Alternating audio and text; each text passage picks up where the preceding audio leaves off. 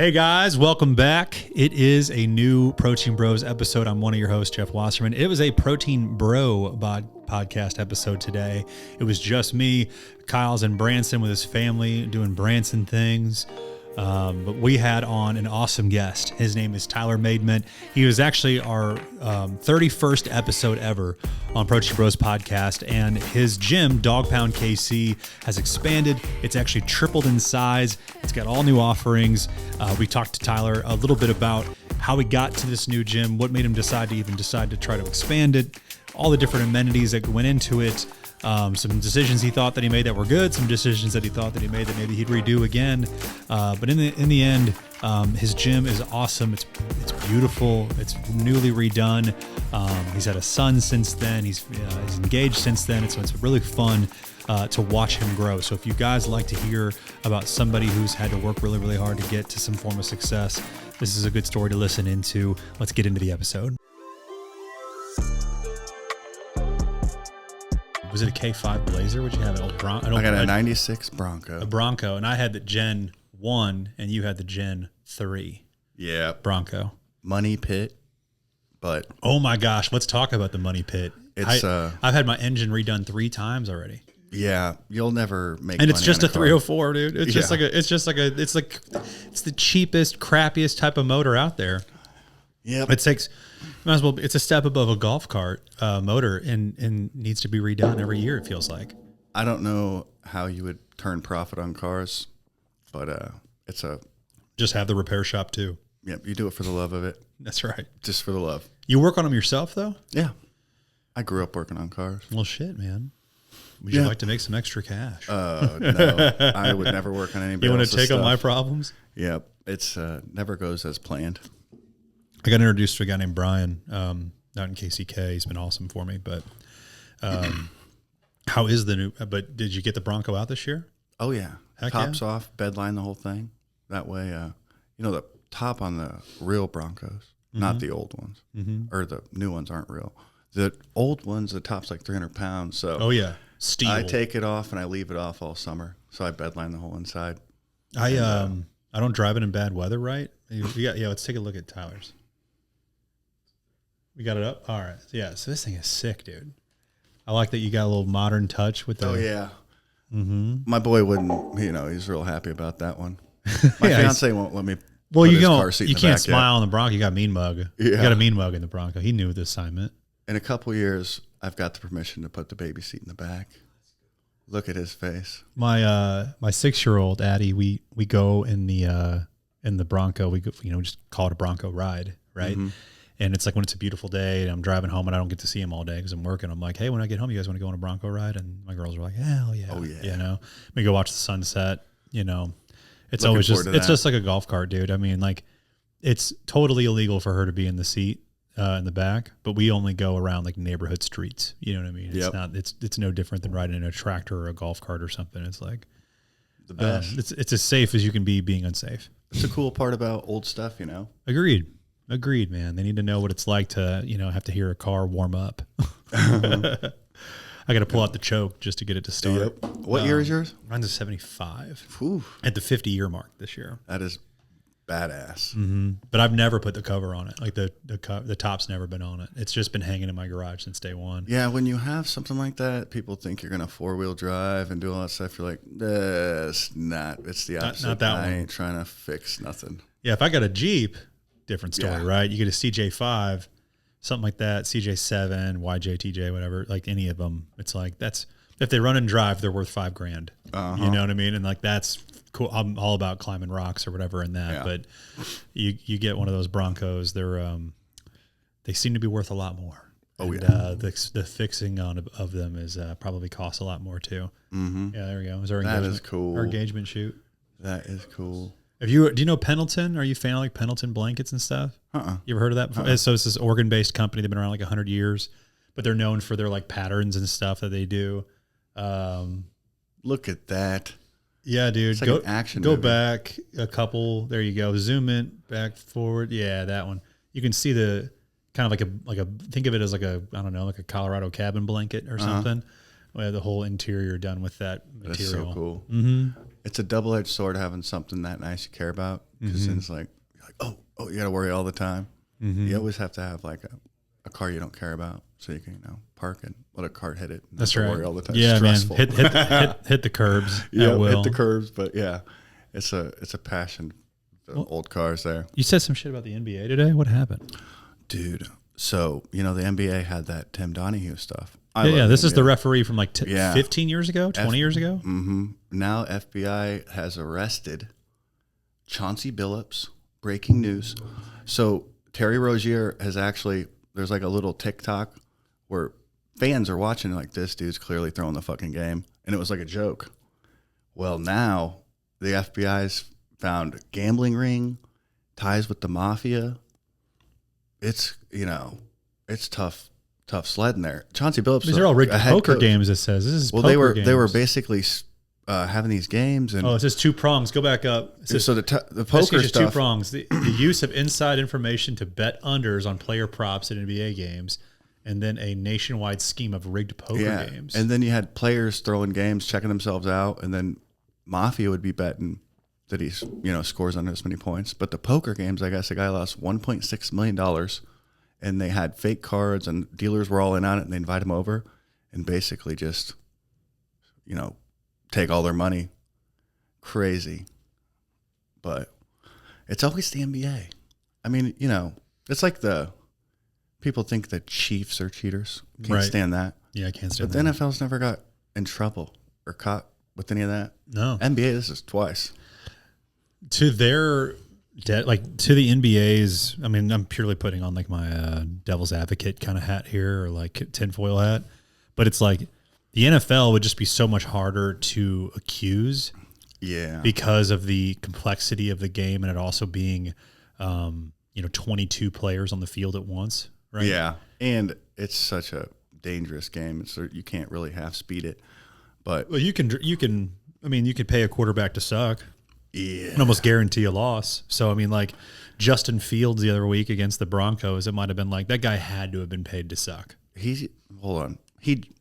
On the record, Justin Fields just sucks. That's over. True. It's over. Yeah. But like, it's over for him for sure. Somehow he got paid $20 million a year this year. Yeah. The experiment's over. Yeah. He's not a starting NFL quarterback. Certainly. I would say. But with the NFL, another thing the complaining about the Chiefs and anybody that's good, I do realize there's a lot of judgment calls. That's the frustrating part with the NFL.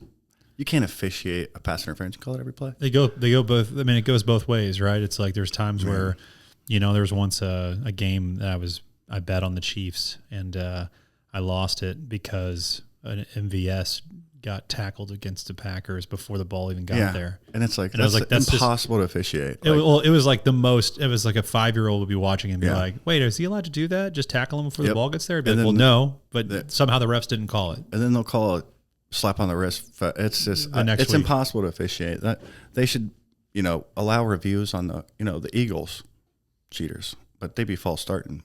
Oh yeah. That's something you could see and review right there. I think that they could clean that up a little bit, but just a tough game to officiate. Yeah. I mean, it's one of those things where I don't think anything's ever going to be perfect, right? But I'm with you on the officiating with the Chiefs, dude. Everybody just wants to be a hater. Yeah. We had 13 calls against us the week before, the most penalties in the NFL. The next week we went to 0. Yeah. Everybody's like, oh, they got 0 penalties. It's to the point now I watch the game and I'm like, look like a fun. And then it's like top story, they're cheating. It's like, I didn't even see a questionable call. But you know how it is. Once you're on top, everybody's after you. I'm with you on that, man. We could talk football all day. Now, somehow, I think like the last 5 podcasts we've done have always started with football, but it is that season, so we got to give it the respect it deserves. But how about the NBA with all that crap? I didn't know. We'll see what happens. You've got, the real main things we want to talk about today. Your gym's expanded. Oh yeah. It's been a few years since we sat down with Tyler. If you guys, talking to our listeners here, you have got to know that Tyler started, we're talking like in the most humble of beginnings. One of my favorite stories told, he's literally having to share a carton of eggs with his dog and sleeping in the gym, and has a space heater. Episode number is 31 if you want to go back and listen to it. That is the episode number if you want to listen to Tyler's story. It's awesome. It's been a few years since we've sat down with them. And we've been watching from the sideline this man grow his business, grow his family. Shout out. Absolutely. New baby boy. Yep. Dude, just expand his gym and be a good beacon, I think, for our local fitness community. So we're going to get into just, how did you make these decisions? I know a lot of people in their lives wants to open a gym one day or work in the fitness industry, and you've had to make some really tough decisions. And let's talk about some ones that were good ones, and let's talk about some ones that probably maybe weren't so good. Okay. So if you're in the fitness community, I was a personal trainer for 10 years, love fitness, but anybody that personal trains, I will tell you now, it's a grind. It's an up and down. Financial stability is not an option because there's so much fluctuation. So I knew it had came down to either I'm going to have to pick a different career path. And man, you know how it is when you were like right there, right? Yeah, it was just like, am I going to train forever or am I going to have to get something and do something else? Yeah, because you're depending on certain clients to sign up and you're working with people that maybe doesn't have consistent income. Yeah. I would say that like that's a choice, right? So it's like you could choose to try to market yourself to train celebrities for $5,000 a person, And so it's like, be careful with who you pick, I guess, is who you're going to market to. But in the beginning, you don't really have a choice. Yeah. And so you might tell yourself, I'm going to be a trainer for the stars. People that need a trainer in Kansas City. It's not Tyreek Hill. It's not Patrick. It's a 38-year-old just had a knee replacement. Mm-hmm. That's not something a lot of people aspiring to be trainers imagine themselves doing. And it's a grind and fluctuation in gyms, and you don't really know how much your next paycheck's going to be. It's a really tough career. Anybody that tells me they're a trainer, I'm like, man, I'm praying for you, but you can do this. But there's not like an out where it's like, I made it. It's always got to always be on the grind. So that life, I knew I couldn't, if you want to have a family, like I'm blessed to have now, you can't be wondering, oh, am I going to be able to pay this bill this month? Is this person going to resign? Is this gym going to close down tomorrow? So I just had to do it, either walk away or open my own gym and have the ability to have some stable income. And there was only two options when it happened. It was either take the swing and it's going to work, or it's not going to work. We'll find out quick. And luckily that first gym took off. There was a lot of anxiety, but when you're doing something like that, you can't think of all that. This is what I dream of. This is how it wants to work in my mind, being around gyms my whole life, and let's get it done. And Gym 1 kicked off, and we made it out on top, and can't complain. I recommend it. Yeah, man. It's been wild to see the growth, especially in an area, where I feel like there's not a lot of successful gyms. What is the gym that comes to mind for you before you opened that you would call a successful gym out there? Man, any of the big box gyms, they've got a strategy, a platform, and a business plan that works. As far as like smaller local gyms, it's tough to find ones that have really taken off. Yeah, does any come to mind for you? Small local, oh man, I don't know. What are some good ones? I never really followed a lot. I have a small circle. What are some good local gyms that popped off? We have a ton of great ones here. I was just saying in your area. There's always the local Blue Springs Fitness. I love all gyms. I always... Physique Fitness is now Metro, right? So there's some changing hands there. Three times it's changed hands, I think. Yeah. But Blue Springs Fitness has been around a long time. Yeah, that place has got some awesome equipment. Old school style. That's right. And the kind of a rec vibe, kind of a community center vibe. The gym community, sometimes if you're a gym, they don't like. It's a competition. And you're talking about the local gym. The local gyms, it's like, oh, there's a new gym here. Everybody tells me it's just a lot of ego, man. Yeah, but I I love all gyms. I see a lot of awesome gyms. And I think that a trend that I always try to set is, if you're a gym, I want you to succeed. Yeah. I'll never say anything poor about another gym. That's why you're a friend of the podcast, Tyler. Yes. And that's because we celebrate local fitness here, and we have an abundance mindset here. There's plenty of people that are out of shape still in Kansas City. Heaven forbid. They have multiple places to work out to hopefully help them get in better shape, right? And to stick with a lifestyle. So it's like there's plenty to go around, if you will. And so we don't need to talk shit on each other to make ourselves feel better. A fitness community is competitive like that. And my goal is like anybody, it's about the people that come into your gym. So if somebody says, hey, I'm going to go to a different gym, I always say, awesome. I want you to succeed. And I say great things about any gym. It's all about the person and them accomplishing their goals. And if something else is going to motivate them, you just wish them the best. And you hope, at some point, if they think of a gym where it doesn't work out, you're the favorite gym they went to, and they'll always come back. I love that, man. You guys have had, this expansion happen. What was kind of the launching point for that? What made you feel like you needed to do it in the first place? So let's take a look at it real quick, too, because it's dope. Team training is how I started. New lighting, new equipment. Yeah, it's grown every day trying to make it better. God, that's a cool gym. Mm-hmm. Creed Humphreys comes now. You know that? He comes? Yeah. Not during the season. Yeah? Because he legally can't, but there's my dog. He's out in, does he live out there? He lives in the area, yeah.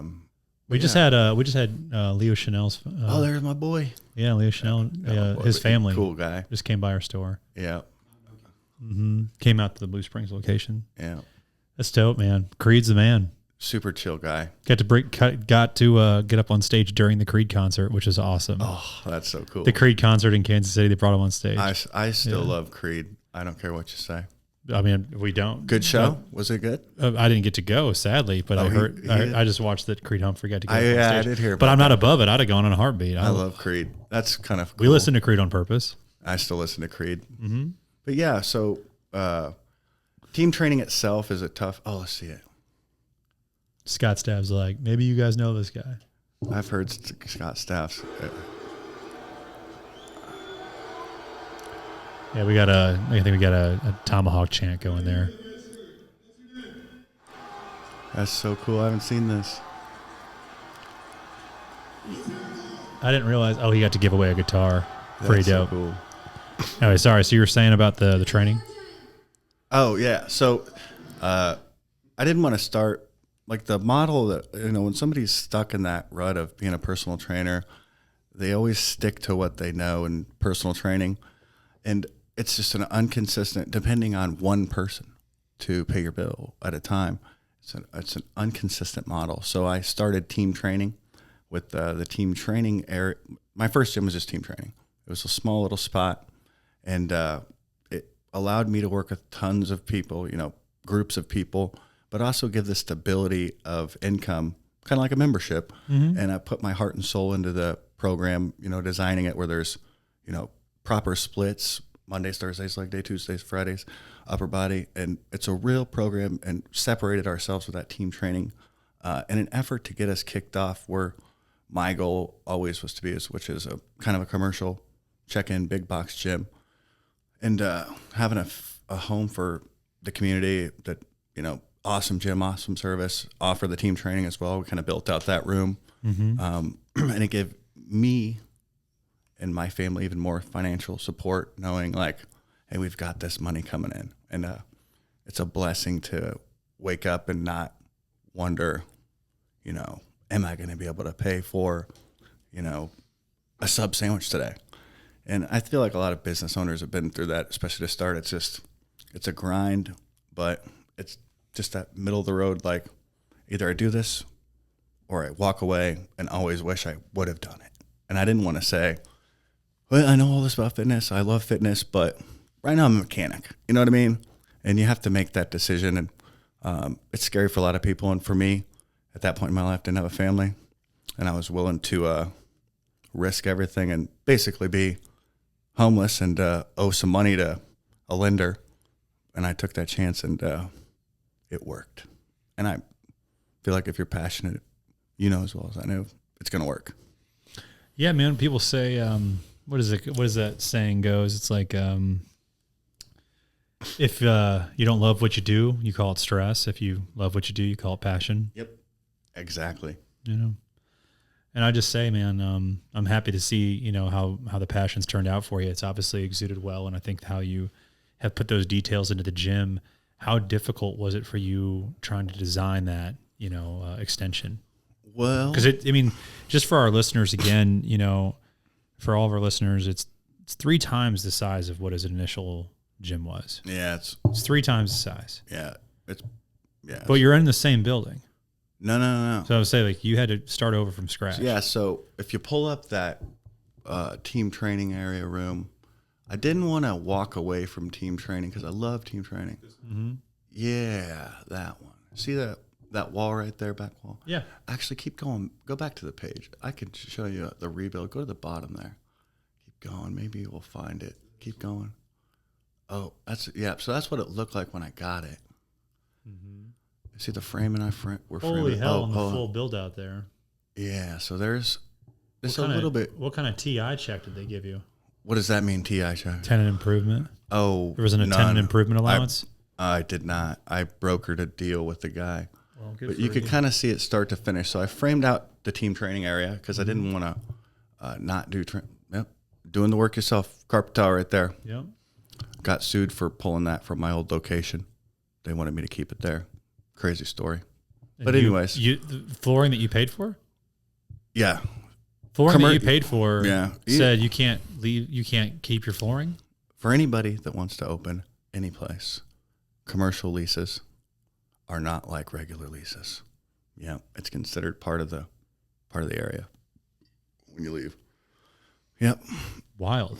But when I got that location, I brokered a sweet deal, but there was no TI, but it was less commercial lease. I will never commercial lease again. Mm-hmm. Is an awesome individual. Sure. Great relationship. Mm-hmm. I pay my bills and I'll leave you alone and you'll let me do what I want. So we started the build out there, got the team training side done, and then slowly started assembling all the equipment. No sleep. You know how it is. Mm-hmm. Nonstop. I get myself in these situations where you get a little bored and you're like, what's the next step? And I did it again where it's like, is this going to work? So that build out started. And then So there wasn't really a true inspiration besides like I'm bored and I just want to see what else I can do. There's that's so cool. There's an inspiration, and that is, to being around fitness. I redid the floors next on that. It's always like when I first did it, I was just trying to get it done. Mm-hmm. But yeah, that's the initial build out there, and it's kind of came along gradually. Mm-hmm. Finally afford some cool epoxy, so the floors there look different now. But it's just like anything, as you continue to work yourself out of, the financial hole, you continue to invest in it, and that's what makes a great business is putting money back into it for the members. Mm-hmm. But the build out happened, and then about December I ran out of money, of course, but you can't stop. So I had to refinance my car on this one to get some more money. Business loans are tough. Mm-hmm. And then started to finally start selling gym memberships to the commercial side where it's like, I'd never done that before. But Yeah, so now you got people. Yeah, you got people that are coming in on their own time. It's a 24-hour. 24 hours. So for all of our listeners, again, it was a team training place to start. Yep, just team training. And you would come in during a scheduled time to get your workout in with your trainer, and then you'd head home. And that's great for camaraderie, and you meet some really great community there, and you can build some real relationships. You're sweating alongside people. But for now, the person that's just needing to get their workout out and get home, and they're just trying to get in, get out, and now they have access 24 hours. And they can actually use the team training side if they need to. It's kind of like an X room, if you will. And it's just a chance for me to, as a trainer, you spend your life in all types of different gyms. You see what you like, see what you don't like. And, I've had my idea of what a great gym would be, at home feeling laid back. My dog's always there. Mm-hmm. And then the culture and the family that I build and how it should work in your mind whenever you're working at places. And I finally had the chance to design what I dreamed of. And as usual, when you believe in it, it worked out. And a lot of people love the gym. and it's doing really well. What's well, dude, we're so happy for you. What's something that comes to mind for you that maybe it didn't go as planned, or I guess a better question would be the thought I have is when somebody so often, and you probably get where I'm coming from here as a business owner. So often when you hear customer complaints that are in kind of an adjacent business, you can't help but kind of sympathize with the owner on the other end of it when you're hearing it. Like someone's like, I went into this retail place and this guy sucked, blah, blah, blah. And I'm like, in my head, I'm like, well, that person might've been brand new. Right. That person, you might not have been talking to the right person there. All these things going through my head where it's like, nobody's perfect, more or less. Yeah. But we're always trying to give the best customer service experience. But when you hear people whine and moan more or less about their experience with certain places, sometimes I empathize with the owner. And so when I'm having a bad, let's say, if just to make this full circle, when you're working out in a gym and you're training at a gym and you're thinking, if I ever open a gym someday, I'm going to do it my way and I'm not going to do this and I'm not going to do this and I'm not going to do this. How many things have you had to walk back learning what it was like being on the other end of it? Or have you been able to just be like, nope, I was right about all of it and I'm not doing any of that shit? Oh, there's all kind, the stuff you can't control, it's like, for instance, if you guys, didn't have the rights to a supplement or a new supplement and everybody came in and said, where the fuck is that supplement? And you're like, dude, I'm trying my best to get it. It's like initially when I first opened, if we're just out of stock, we're out of stock. I can't get Ozempic. You know what I mean? Like that stuff, it's like that stuff you can't control.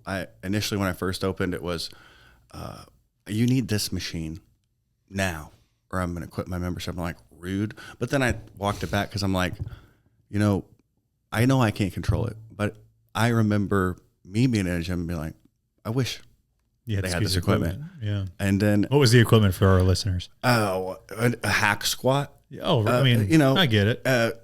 Important stuff, but when you're, like I said, starting to open and refinancing vehicles. Oh yeah, the hack squat, because not exactly a cheap piece of equipment on the list, to add. Yeah, you want to get the bare basics. So that's how it started. That is the size of the team training room now. That was it right there. That's how we started, and then I rebuilt that out and framed out, and we have I think an even cooler team training room now. But it's also connected to the 24-hour gym, so we give the community either. It's like the fitness hub. You could do your classes, which I think are the best.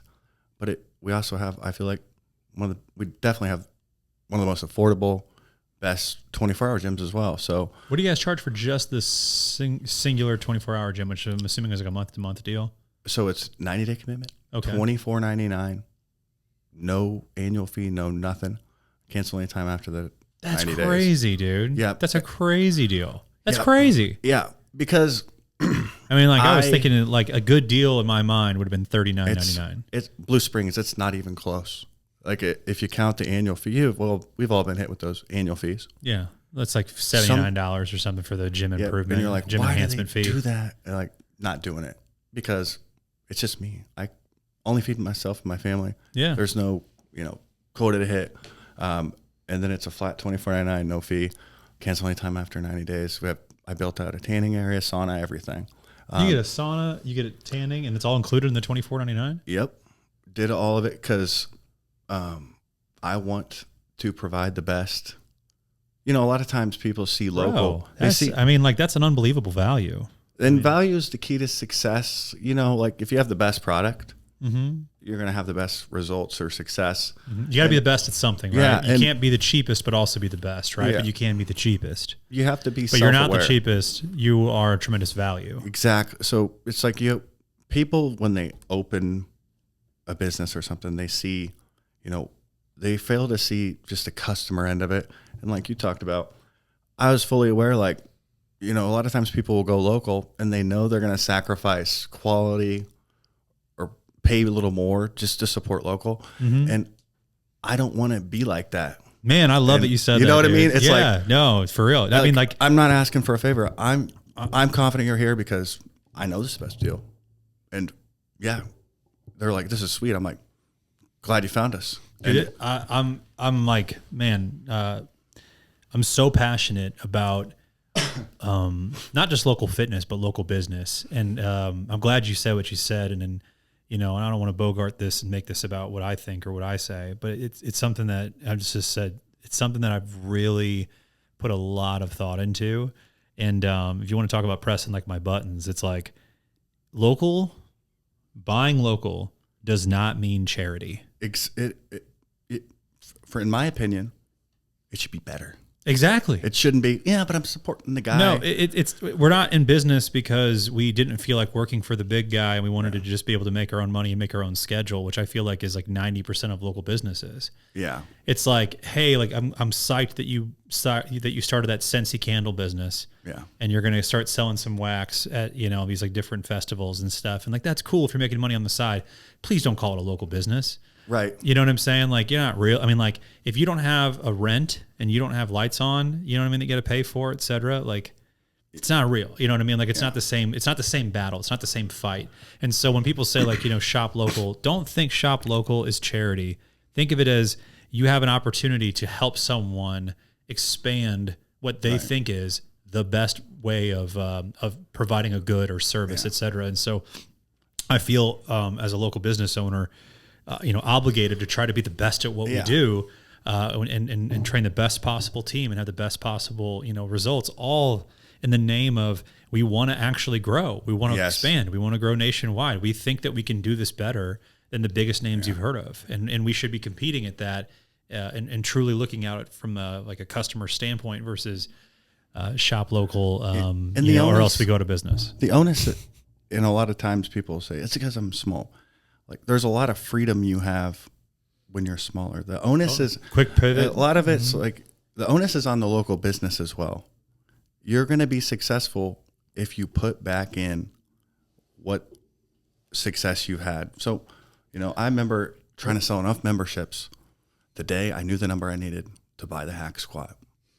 It wasn't me even thinking about buying myself something I've always wanted. No, it was like, man, these people need, you got to put a lot of pressure on yourself to perform what they're looking for. Listening to your customer, listening to your member. I hit the number. First thing I did, I started ordering that hack squat, and then I put it together, and it's like I was doing it for them, and it's everything you get locally. It's not like a big box gym. It's not going to some CEO. It's going to you, and you have a responsibility, and you can make two choices. You could provide a better product, put it back into the quality of the gym, or you could celebrate and buy a 2002 whatever and say, look, I'm doing well. It's a lot of onus on the person and their beliefs and passionate about what they're providing. You see a lot of local businesses, they have a little success, and it's like you see them celebrating, and it's like, I don't want people to see me celebrate, and I don't even want them to know me, but I want to see them seeing me put in the work and making this product better, because that's what it's about. And that's the key to success, is just always improving your product. Where do you feel like that education came from? Like, you having that belief? I think a lot of it's just being really being a realist. Like, when you go into, we've all been to certain places. We know what we like, we know what we don't like. And then it's like suddenly you start your own place, and it's like you fail to forget, or you fail to accept that, like, yeah, that does suck as a customer. Even though they've experienced, they just kind of put it off. It's like, no, that's what I'm going to fix. This is what I'm going to do differently. And this is what I'm going to put into it.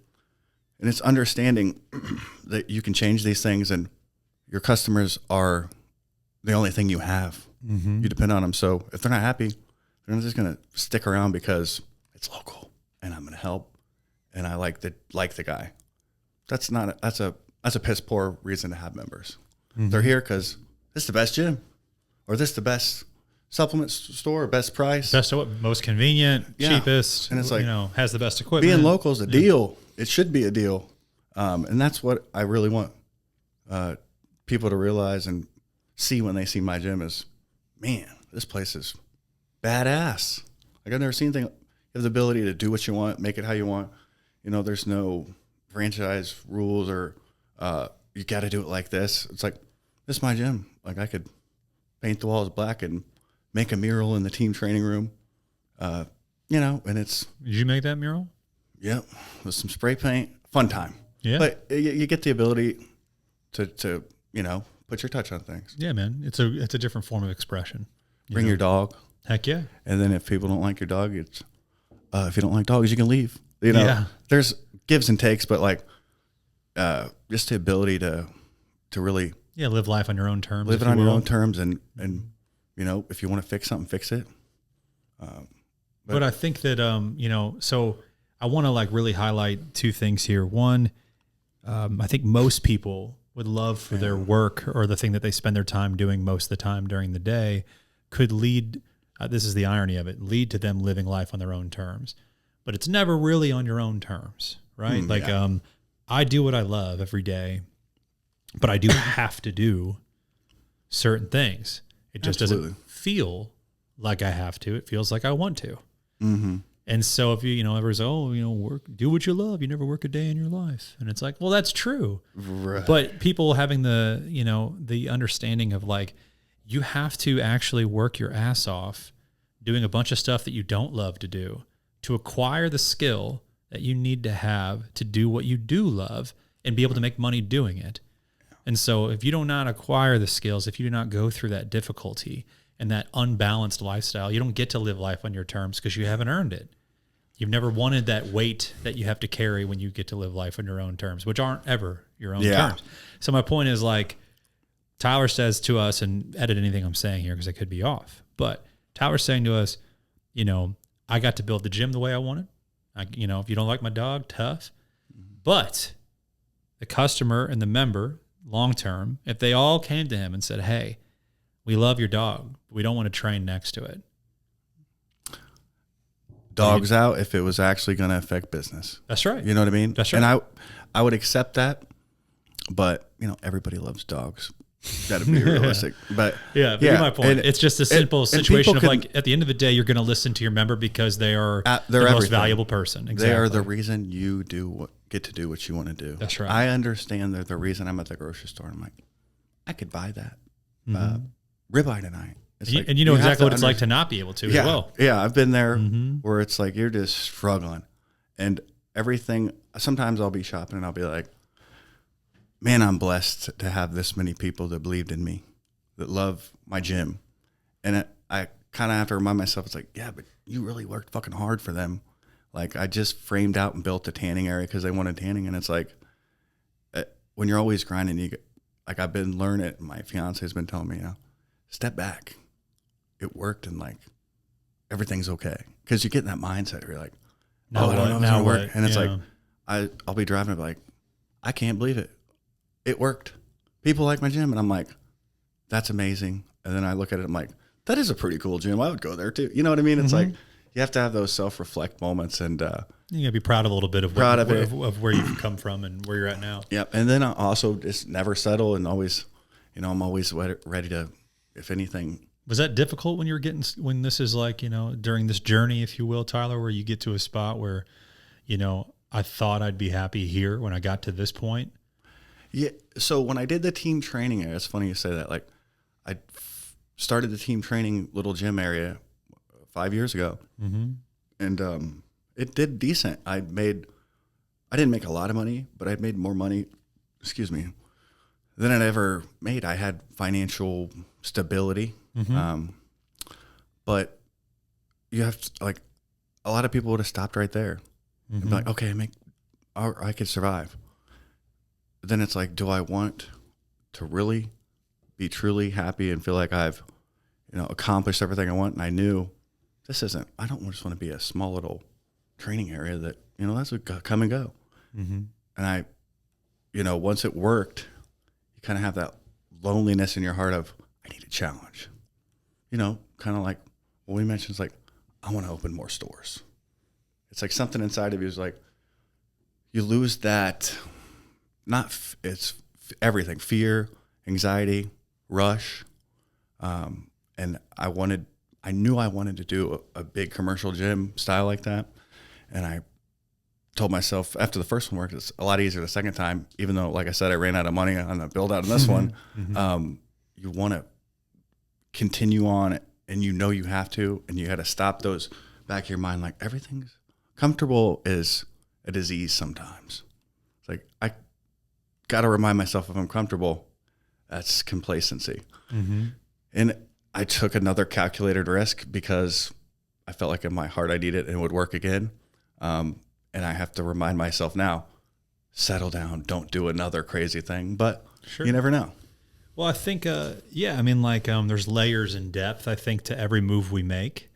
And it's always nice when there's some positive signs in the beginning that you felt like you made a good decision. Once it works once, but you're like, yes. But there's layers and layers of depth here. I think that, you know, as you are wrestling with this new space, right, it's triple the size. There's going to be new challenges, maintenance challenges or cleanliness challenges, whatever it may be. Just like lots of little things, ripple effects of having more offerings, more members, and, you know, more people judging, if you will, along the way, right? Because you got more people visiting the space. And so I think that the opening of the gym, right, is becoming more of a mastery. Yeah. But the operation of a successful gym is still well in the works. Yeah. That's just me speculating. Yeah, it was all new to me. I'd always trained.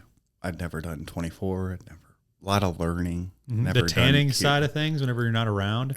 How do you guys do that? The 24-hour style of tanning? It's like, who cleans it and shit, you know? Self-serve. So spray bottle, clean before and after. Okay. You know, it's pretty, there's a definite, you know, legality waiver stuff, but it's not as crazy because you're going to clean the tanning bed before you use it. Yeah. So even if anybody was, you know, disrespectful before, just like a toilet and a brush, you know, it's just like you can clean it off yourself. Yeah. There's a lot of, one thing I had to really accept is people kind of mess things up. People destroy stuff. And as an owner, they don't care about it the same as you. And you accept and you just, like when I built the tank, I was like, somebody's going to mess it up and I can't let it bother me. I got to move on.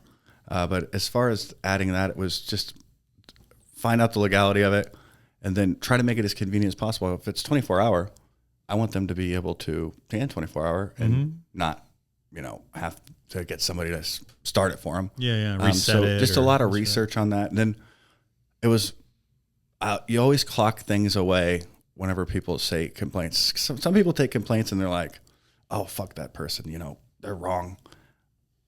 Successful people, I feel like, take it, and it's like, for me, it's deeply personal in the best way. Like, God, are they right? They are right. Like, you want to, instead of shutting down and denying and, you know, trying to justify, you know, why they're wrong, you want to let it motivate you. And it didn't motivate me personal level, but a lot of complaints about hack squat. What about a sauna? And I'm like, I should and I could, and if I can, I will. And when I have the ability, I'm going to. And that's kind of how the tanning started. And there was some space to use. So, you know, just improving that and finding out the legality and getting it done. I love that, man. Your dedication to making sure that you're providing the most value possible to your members is admirable, dude. I'm impressed by how you go about that. Especially, I feel like in an area where there's not a lot of people who are trying hard to, you know, be the best at anything. I think a lot of people are trying hard to survive or trying hard to stay in business, but they are all calculated and measured. And the phrasing I like to use with our team is just, how conditional is your work ethic? How conditional is your loyalty? How conditional? And it's just like, how ideal does the situation and the circumstances have to be for us to see your best? Yeah. And at what point do you draw the line and say, like, you know what, my best is no longer worth, you know? And that's when I'm like, how many people stay in a job or stay in a career where they're not even trying their best? Yeah. So it's like, that's why it becomes soul sucking. It's like, why, you know, if I was a custodian, why not try to be the best at it? Right. Why not? I mean, it would make you feel so much more purpose to try to master what you're doing rather than collecting your paycheck and just spending a third of your life, you know, clocked out, if you will, mentally. Yeah. And I think the biggest reason, you know, most people start businesses, I think, is like, if I was that custodian and I was doing that work, I'd look at it and I'd be like, honestly, like, they're not paying me what I'm worth. Yeah. Or I'm the best at this. Or I can do this better. That's how it always, I have higher standards than they. Yeah. And this is how it always started. This is how it started me in training. I would do it like this. And then you spend 10 years of just going through the grind. And it's like, I always tell people, if I lost my gym today, I could go to McDonald's and in 6 months I'd be making $60K because I will fucking be the best McDonald's hardest worker, work my way up. And if you're that custodian, and I think a lot of business owners, and probably you have the same mindset, I'd do that custodial work and I'd be like, you know what? I want to start a custodial business. And then you'd start a couple of places, and then you'd get a plan, and then you'd have a business. And that's kind of how it works. And it always works. Success habits. I think a lot of it versus it being, was in the right vehicle at the right time. There's a lot of, there's a lot of variables that go into, on the whole, right? My belief is that long term, the cream rises to the top because of success habits. People can have, a better season in life than another person because of circumstance or because of a leg up or this or that. But in the long race, the person that shows up the most consistent with the best habits is going to win long term. Yeah. And you can't forget where you came from, along the way. And so I'm so happy for you, man, that you've come this far and haven't forgotten where you started, and continue to use those same kind of work ethic, the same kind of success habits, and putting them into a bigger game. As the game gets bigger, it becomes more and more difficult to keep those habits. Yes. And you start to make excuses for yourself internally if you want to. If you listen and listen to them. Or you can say, you know what, I know how I got here, and it has to be this way. We have to make sure that we keep it to this standard. And so, man, very cool to see. Is there anything you would want to share with us and our listeners on what's coming in the future for Dog Pound? And what crazy idea are you scared to speak out loud? I was talking about this with my fiance the other day, and I am going to do another location. But side note, we talked about earlier, I did just have a child. For the next 12 months, I've told myself that I'm going to focus on my family. And then that's when I'm going to start looking around after that and do another location and take on the challenge. You want to share where? I am hoping, so lease just with a random recommendation. What about left Kansas? Field bomb over there? Where? What do you think? He said Shawnee, Kansas. Are you thinking Kansas?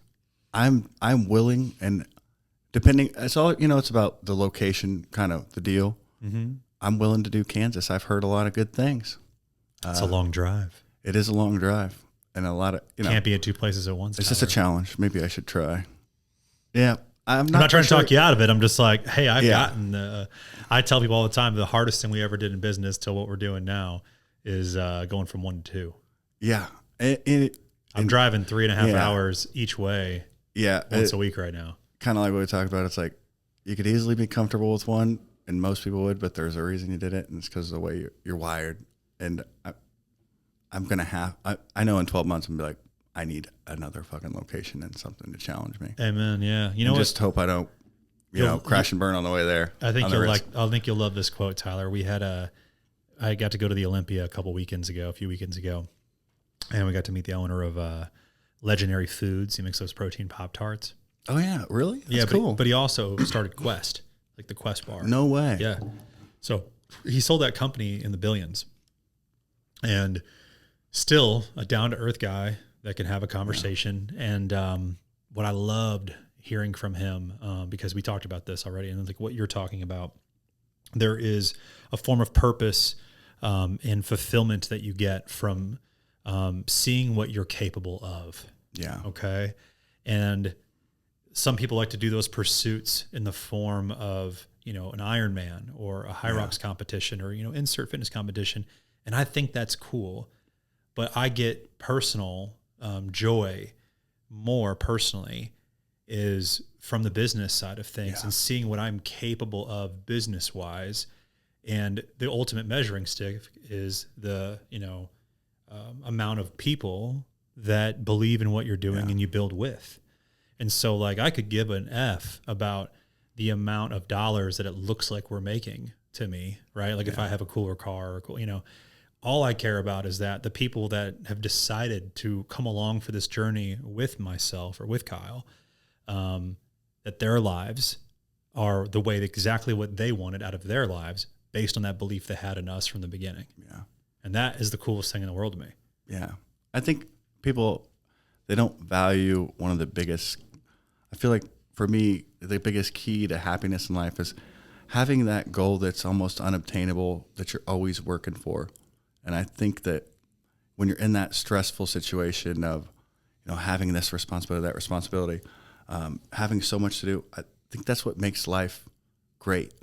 I think when you're idle and you don't have any goals and you don't have anything you're striving for, I think that's what really makes people kind of depressed and, complacent and wondering, I find myself the most happy and the most fulfilled when you always have a goal, no matter what that be. Mm-hmm. And even if the goal is being more present with your family, it's still a goal. And it's like a goal, and it's like living with intention. And it's like, if you don't have that goal, I encourage you to try to find something that you're working towards, and you'll be a happier person chasing those goals, as crazy as they are, but really chasing them and keeping your schedule hectic, crazy, and all over the place. I feel like is what a lot of people don't realize is one of the happiest things to find. You find peace in the chaos. You hear I will tell you that I know a lot of people that are not wired that way. Yeah. We employ a lot of people, and I meet a lot of different people, and I'll say that whatever floats your boat, if you will, like you and I think are wired very much that way. Yeah. I need to feel the chaos to feel at peace. It's like I absolutely love balancing a lot. Makes me feel capable. And so as you're leading a team, in the position that you're in as well, you lead a team of people. There's a lot of people that count on you as well.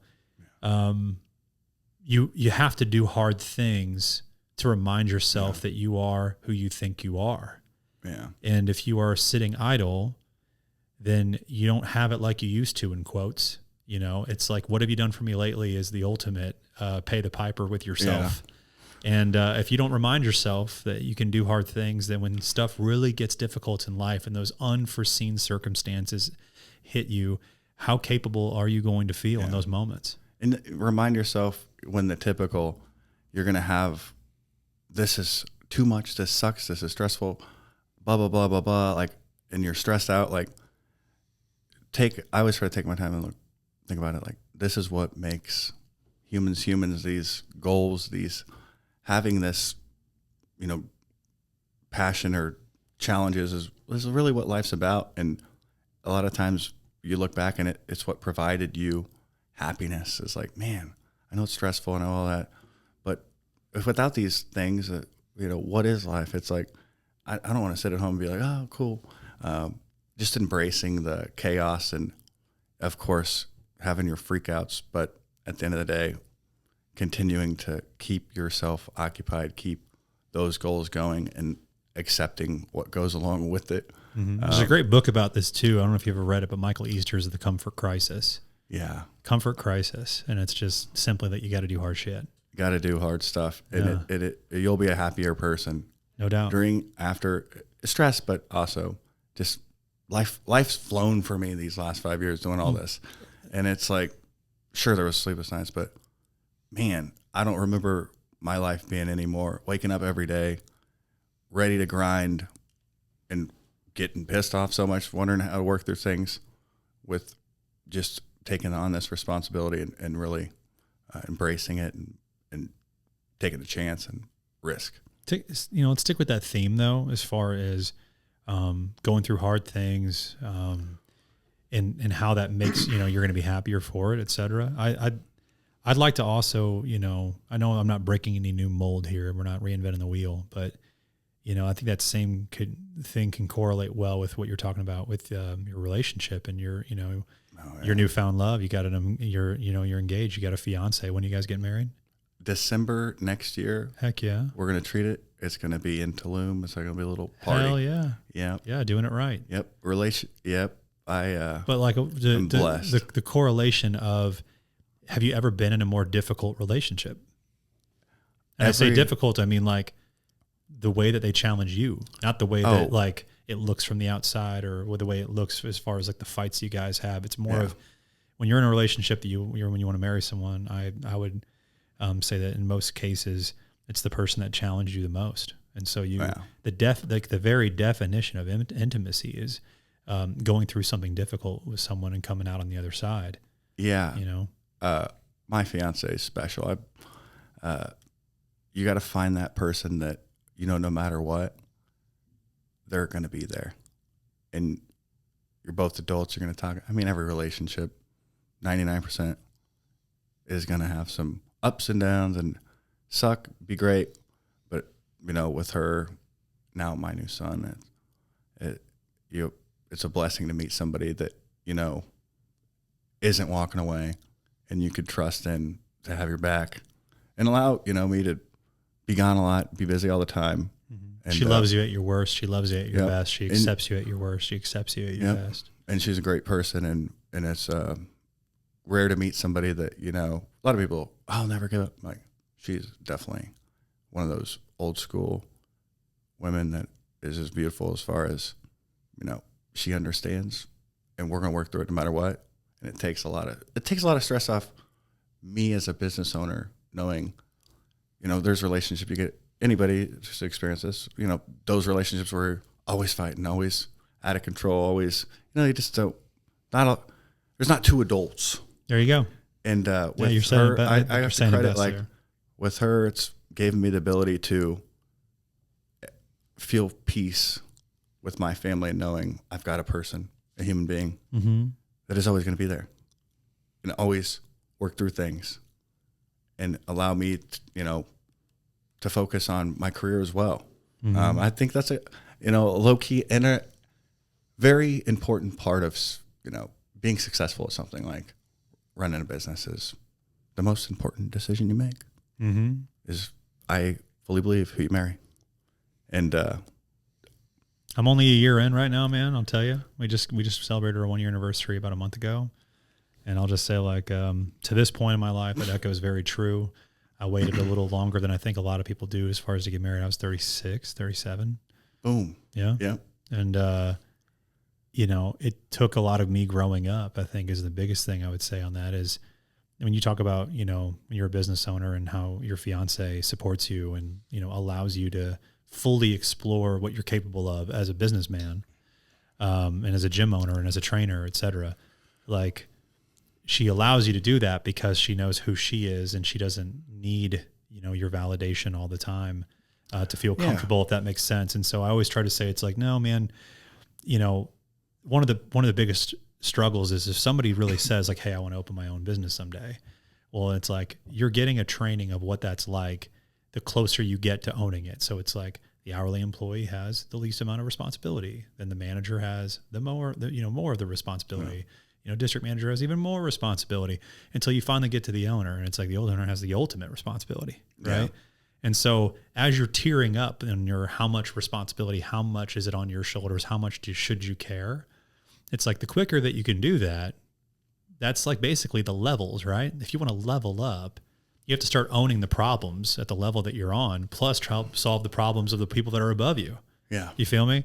And so anyways, this is just more of like, you know, my take on it, but I just feel like with when you have a strong partner that understands that and they let you explore that, what you're capable of, what's possible for you, and like basically free you to do that. Yeah. Right. You then have the space when you're coming home to them to fully love them because you're no longer thinking, what am I missing? I haven't been challenging myself. I haven't been, you know, shooting for the stars over here in my personal life. Outside of this relationship. And so then you start to resent that partner, you know, because I'm not seeing who I really want to, you know, I'm not being who I really want to be, so on and so forth. So just a lot, just a lot of growing up, I think. It takes a lot of sacrifice. Like, she is a real woman. You know what I mean? We're 36. We've dated in the past, I suppose. How long did you guys meet ago? How long ago? So we met right as I was in the middle of COVID lockdown on my first gym. And that was when I was not sure if it was going to work. Yeah, man. You were like half homeless at the time, weren't you? Yep. And she signed up and I, you know, during that break, she started hanging out. Member, you know, never happened before, but she signed up and, you know, got to see the person she is just through conversation and realized like, I'm dealing with a real one here. Like, good good person, and then was lucky enough that she liked me. Yeah, it's a great thing. Yeah, I'm pumped for you. That's awesome, dude. Anyways, I think that's just the perfect place to leave off right there, man. I'm so happy for you as far as the expansion of the gym, the expansion of your family, solidifying it with a wedding next December. Yeah. Man, so pumped for you, Tyler. And couldn't happen to a guy who's worked harder for it. And we believe that. So awesome. Please let anybody that's listening right now, as far as our listeners go, how can you guys get a hold of Tyler? Guys, if you want to try out Dog Pound, you can go to Instagram, Facebook, our website. Check it out if you want. What is the website? Dawgpound KC, DAWG. Everything is Dog Pound. Funny story, got sued when I first opened. For spelling dog normal? For spelling dog normal. Yeah, small things. But yeah, if you guys want to check out Dog Pound KC, I believe the best gym in the area in Blue Springs. Check our website out. You can sign up online, get a membership. If you want to try the classes out, class times are running every day. Just show up to the first class to try it out. Love it. Awesome. Thanks for your time, man. Great talking to you. And hopefully we'll talk about that second location when it gets going. Thanks for having me, guys. Yeah, man.